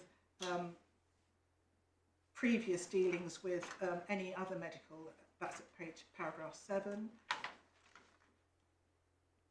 Mother's response and how that has affected Q. Both styles of parenting, how that has affected Q. The fact that Q has aligned himself with closer with his father, and how that affects emotionally and psychologically the dynamics. So it is a very detailed analysis, far more so than one would perhaps. Sorry, where's the reference to the risk of depression? Sorry, I'm just looking I'm sorry, I've just been given that. So page 1, 2, 3, paragraphs 53, 54 and 55. 53 begins, my lady, research informs us Right. that the rate of depression. So that's where we get that piece of So analysis this is from. research based. It is research based. Paragraph 54, the guardian calls upon both parents to recognise the damaging impact the various proposals may have on Q's emotional health in the short term, the extent and nature to which that increases the risk of self-harm, which in turn creates significant mid to long-term risk of harm to Q. So this is we would say, a sophisticated and in-depth look at the question of harm and the risk. And as I say, it's a real risk based upon the facts as the guardian finds them. Then at paragraph 55, the court's primary concern is the welfare of Q. This being of paramount concern, it is right the court scrutinises all evidence available in order to arrive at a decision which is in Q's best interest and holds his welfare central. In line with the analysis contained in paragraph 32, however, there is a critical need for the court to balance the effectiveness and timing of any proposed further assessment of Q and the impact this has on Q's rights, both before and subsequent after the age of 16, as well as the welfare impact upon him of any attempt to compel him in participating in any assessment against his wishes. Q's views to this effect are clear. So there are, we would say, my lady, myriad reasons that the guardian has set out as to why, when balancing, should we adjourn, should we continue, should we end proceedings? And that's why he came down on it's particularly in relation to looking at the individual risk to Q that the guardian came down on the side of really the proceedings should come to an end. And that, of course, there's the wider, it's a wider and general principle that the question of delay in family proceedings, unless it's planned and purposeful, is almost inevitably inimical to the best interest of the child. And we go back to the point, well, if there is, or had these matters been adjourned so that the court has a continued oversight, what exactly, how does that oversight work? What exactly would the court be being asked to do when the matter came back? And if one party did not agree with the recommendation from the clinical assessment, would that lead to further litigation? So it doesn't necessarily, in terms of using that old phrase, planned and purposeful, one does have to question, well, what would an adjournment to audit the clinical assessment actually entail? And is the court in a position, is the family judge in a position to be able to do that?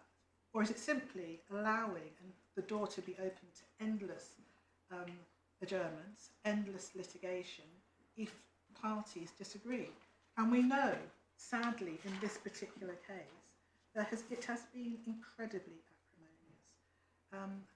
There was never a fact-finding, unfortunately. On one view, the court might be justified in adjourning a case such as this at this stage, that this case was, because the treatment that's proposed remained medically controversial. The Cass report identified that. The decision as to whether an individual was or was not to be appropriately treated in this way was a complicated one. We've seen the 8 or 9 boxes that have to be each established for the entry criteria. You know, this is a complicated, sophisticated decision, and it may be said that it's in the interest of a young person for that to be the subject of some overview by the court and by that person's parents. And that's, I think, the point of view that's being argued for by Mr. Hyam. Well, indeed it is, my lord, and on behalf of the mother, it goes further because it's effectively saying that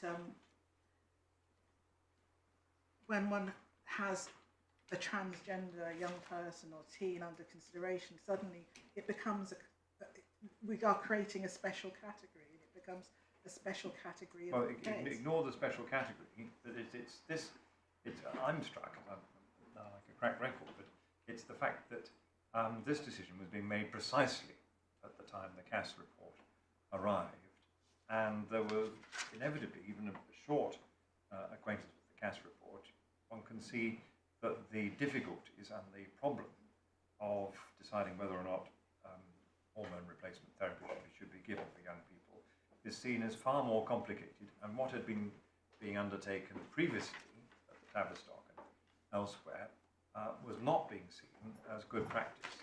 and a new way forward was needed. So that's it precisely that, awfully for Q, this decision fell at the time when this greater understanding was being provided by the Cass report. It was unfortunate timing, to say the least, my lord, but here is where the rest of the Guardian's welfare analysis is so important. Because, as in any family case, when it is done properly and when it is done with care and detail, the Guardian's analysis is a hugely important aspect for any case to assist a judge in coming to a conclusion. This Guardian has been able, and it's perhaps something that isn't always the case, sadly, in family proceedings of recent years. This Guardian was able, over a period of time, to actually, one, get to know Q and spend a considerable amount of time discussing that was with very Q, helpful and very impressive. but also with the parents. And through no fault of Kafka's, that is not always the case at all because of the pressures of work and resources. Sometimes Guardians are not able to see, even in complex cases, Guardians may only see parties perhaps very shortly before a final hearing. This was quite old-fashioned in some respects, this Guardian's report, because he was able to spend that much time. And in particular, his review of Q is something that is, again, very germane to the issue of whether or not Mrs Justice Judd should have simply stopped and paused, because what she was presented with was not simply a young person very mature for their age. When one looks at what the Guardian has to say about Q, it goes far beyond that. Yes, he was very mature for his age. He was able to understand complex matters. It begins in the addendum report from the Guardian, and that's at Core Bundle 176. What the Guardian noted, and this is a particular trait that Q had an ability to compartmentalise aspects of his life, through which he is able to sustain focus, general well-being, and sustain both friendships and other such relationships independently of each other. This is evident not simply in his ability to attain impressive academic results in the face of significant adversity and uncertainty in recent months, but also seen with Q being able to sustain different interest and friendship groups. This ability to compartmentalise is something that many adults find difficult, but it was a trait that very much jumped out for the Guardian. The presence of compartmentalisation evidences several positive traits which Q has following innate characteristics, and he lists resilience, setting boundaries, organisational skills, emotional intelligence and adaptability. These are all, and on that last point, it's perhaps just worth mentioning a little bit more what the Guardian says. Q's ability to understand and manage his own complex emotions and the responses of others towards him is impressive, and is often enshrined in an objective, binary view as opposed to any emotional reaction or response to any given situation. For example, Q is able to express some difficult feelings about his mother, but is able to attribute these to key events which have taken place, and is able to describe how that makes him feel. His ability to articulate his feelings and emotions is impressive, and despite his complex feelings toward his mother for what he perceives as harm caused by the very nature of these proceedings, he is still able to see things from his mum's point of view and accept that his mother's point of view is doing what she feels is right for him. Whilst this is positive, there is also a degree of injection of emotion into such thoughts in that Q is unable to separate his own circumstances from what he perceives is his mother's wider view on transgender issues. Furthermore, Q's adaptability is in being able to adjust and respond to different situations means that, for example, attending court and conveying his thoughts and wishes to a judge, he's able to do, and then he's able to switch off in school and focus on schoolwork and those around him and the unpredictability of school life. He's able to move on. So these are quite sophisticated, well, I would say very sophisticated analysis here, because the guardian, perhaps it's easier with an older child. When one's dealing with very young children, sometimes the analysis is, by its very nature, far more basic. But here we have an older child, a young person, a very articulate, intelligent young person. And because of that, the guardian, again, due to the amount of time that he's been able to spend, is able to produce a very sophisticated set of welfare points in the analysis. And that, we would say, very much because the judge had that on board, and of course the judge herself was able to speak to Q.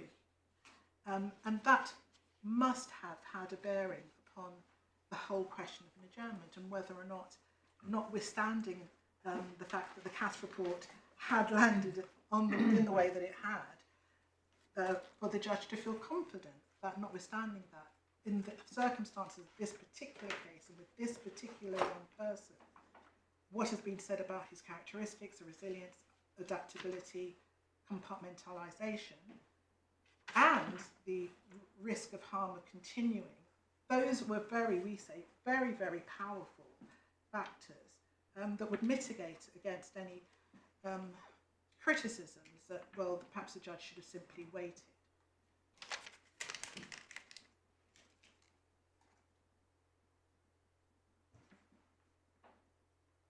On the question, just going back to the question that one of the questions that was raised this morning about whether or not this was exceptional, this case is exceptional, and why would not adjourn? Again, the guardian listened very carefully to what was said, but doesn't resolve from his earlier position that this was not, this didn't create an exception. It does not create an exceptional category, and he doesn't resolve from his observations in terms of Q as an individual and that personal aspect of him that makes him certain that it was the right decision, the judge made the right decision not to adjourn and not to treat this as exceptional. Essentially,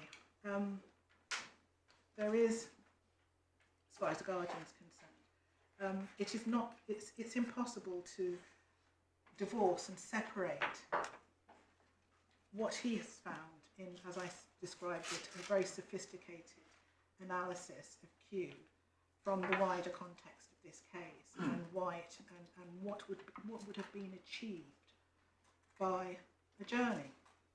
Well, it would have satisfied perhaps the appellant's desires for the court to maintain an oversight and some control over the case.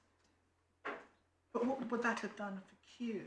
And that has to be, when the guardian, as far as the guardian is concerned, that has to be a hugely important factor here. What would that have done for Q to adjourn the case, to come back in 6 months' time, and perhaps have a recommendation for treatment that would be opposed by one party, and leading perhaps to more litigation? What would that have done for Q in terms of the questions of real harm? If, and one doesn't know at all, but if the assessment process in some way had been flawed, and yet treatment was being recommended for a young person who, if a proper assessment had been undertaken, should not be given hormones or hormones at a particular level, whatever it might be, surely it's in that young person's interest for a safe decision to be made, one way or the other, rather than just a decision to be made.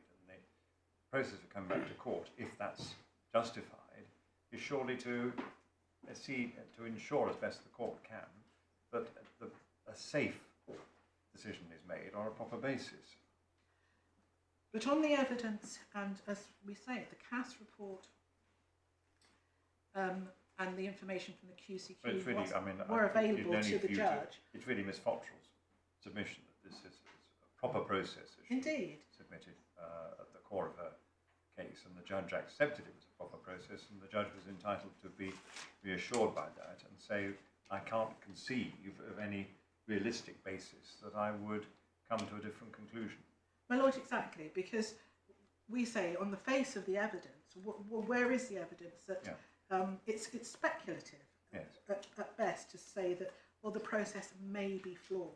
Therefore, on a speculative basis, I will adjourn a hearing, even though there is a very detailed, sophisticated welfare analysis that says there would be real harm to this young person were I to go down that route on the basis of a speculative notion that the process may be flawed, when there was nothing before Mrs Justice Judd to suggest that that process would be flawed. Well, And there then was, to use your words, there was a very sophisticated analysis of hormone treatment provided by the Cass report. Indeed. That's why it's a difficult case. Indeed. The Guardian doesn't result from that at all, my lord. It is a very difficult case, and it was a difficult case. But nonetheless, we say that on the evidence that was provided and before the court, what Her Ladyship was able, Mrs Justice Judd, heard, read and saw, the decision that she came to was not wrong. It was not wrong. I think we may be beginning to traverse old ground again, Yes. and we've only got 15 minutes left for Mr. Hyam to reply. I'm sorry. So is there anything really important? My lord, you think unless, you've I mean, left I have more or less come to the end. I know people always say that once they're interested, but I actually have. My lords, my lady, unless there is any other matters arising from the Guardian, particularly that I can assist with, I don't think there's anything more I can say sensibly about the case law. We have had an abundance of analysis on the case law, and I don't really wish to add to that now. No, thank Well, you very that's much. very helpful. Thank you. Mr. Hyam. I'm very grateful. If I may make a handful of points in reply, and I'll try and keep them as succinct. As long as it's a small handful, Mr. Hyam, yes. It's a small handful, yes. Because points, obviously, it's very difficult to say how many points can fit in a hand. Yes, well, it's no more than two. I'm only teasing you, really, on you. First point, just in terms of the Guardian's assessment, may I just invite the court or remind the court to reread paragraph 50 to 52 of the judgment in respect of the criticism of the mother, or the characterisation of the mother, which, and those criticisms were firmly rejected at the end of paragraph 50 of the judgment. She's faced a lot of criticism for continuing these proceedings, criticism which I firmly reject, and then goes on at 52 to explain reasons why. I just mentioned that in relation to aspects of the Guardian's assessment. Second point, in questions in relation to the Mental Capacity Act process, Ms Foxall, King's Counsel, was asked by Lady Justice King about the functional and then the diagnostic aspect of the Mental Capacity Act. And my point is this, or the point I submit is this, that if it is at least possible that the functional test reveals a lack of inability or an inability to weigh and use the relevant information, and it is at least a possibility that the diagnostic aspect, that is to say gender dysphoria or the ICD-10 classification, is capable of explaining that lack of capacity. I am not advancing a case that this court should assume or decide that every case of gender dysphoria, and that was never my case. Third point, adopting, and I should say many of my reply points have already been articulated by the court, but my point remains, how could the process be sufficient?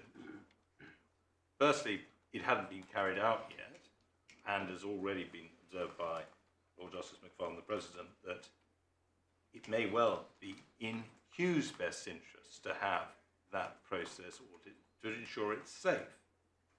But also the Cass review, whether one describes it as a watershed it has certainly thrown things into the air such that there couldn't be the confidence that the judge proceeded upon when she said there's no realistic prospect, and so on.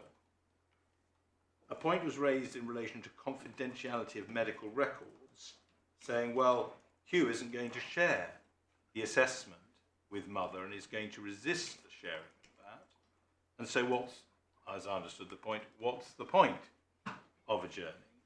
To which my submission is the answer is the court, in its protective jurisdiction to ensure the treatment is safe, at the very least will be able to review it and probably exercising an appropriate discretion and drawing the line between what needs and what doesn't need to be disclosed will ensure that the issue can be properly articulated before the court in order to ensure a fair hearing. I adopt the point that was made in response to the point. I cannot produce a document that says that the April the 9th letter in HS England was before the court, and I've checked the skeleton, I don't see the reference, but it is also true, as President or Justice Fund identified, that paragraph 58, there is a specific reference to NHS Scotland stopping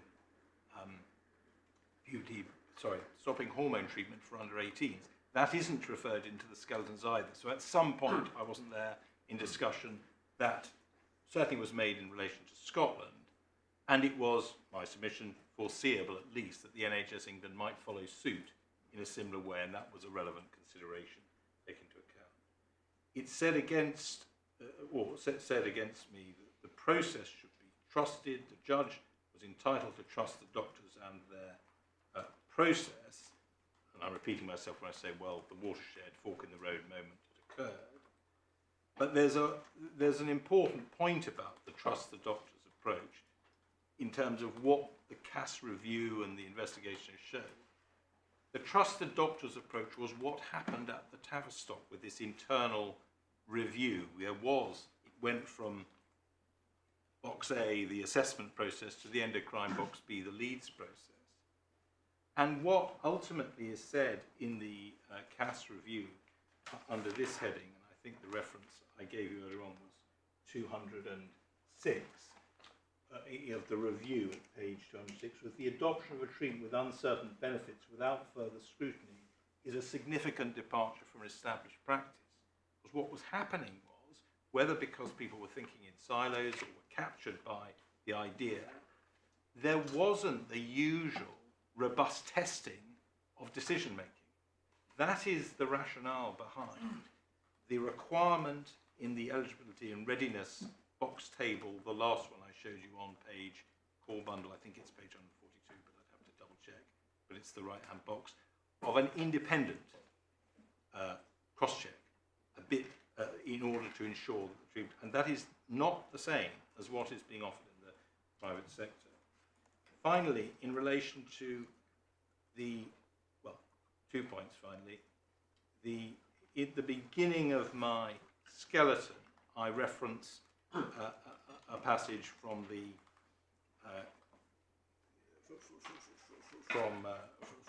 from the decision in relation to fairness and the approach of the appeal court, and that's paragraph 3 of my skeleton, and that is the approach I suggest should be adopted. And on the wider point, permission was granted not simply on the narrow ground, but on the wider point of a compelling reason for the issue to be heard. My answers to on those wider points is there a jurisdiction? Yes. And what should the court's approach be within that jurisdiction? The answer, reason South and Scotland, is extreme caution with respect to private providers. And what that means in practice is those cases should come before the court, certainly where there is a dispute as to either the diagnosis or capacity or the propriety of the treatment, compare the image of number 6, line of authority in Australia. But in fact, we say, in all cases, because of the exceptional nature of the treatment, arguments made about special category, at least until the dust has settled post-CAS and a clear approach to this treatment is in place.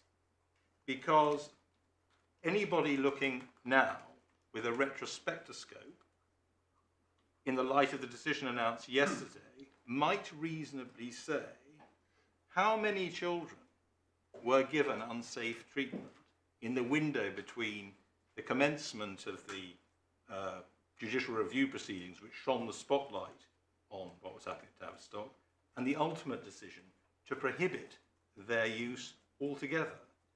And because that is a risk to children, and in our specific case, Hugh, it is in the best interest of the child, looked at objectively, to make those cases come to court. Those are my submissions. Thank you very much. Thank you.